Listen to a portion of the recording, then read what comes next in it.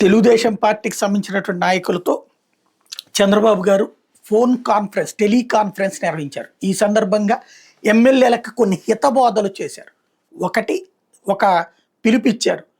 ఏడాది పాలన పూర్తవుతున్నటువంటి సందర్భంలో 12వ తారీఖుకి ప్రతి నియోజకవర్గంలో మీరంతా తిరగండి, ప్రజలకు చెప్పండి మనం చేసిన సంక్షేమం, 1000 రూపాయల పెన్షన్ పెంచామని, అలాగే మహిళలకి ఏదైతే గ్యాస్ ఇచ్చామన్నటువంటిది, అట్లాగే అన్న క్యాంటీన్లు తెరిచామన్నటువంటిది, ఇవన్నీ చెప్పండి అన్నటువంటి విషయాన్ని చెప్తూ, అట్ ద సేమ్ టైం ఈ తల్లికి వందనం ఇచ్చేయబోతున్నాము, రైతులకు సంబంధించి ఇచ్చేయబోతున్నాము అని చెప్పండి అన్నటువంటి విషయాన్ని ఎక్స్ప్లెయిన్ చేస్తూ, మీ ప్రవర్తనని జాగ్రత్తగా చేసుకోండి, ప్రజలు అబ్జర్వ్ చేస్తున్నారు, అట్లాగే మీరేమేం చేస్తున్నారో ఆ నివేదికలు నా దగ్గరకు వస్తున్నాయి.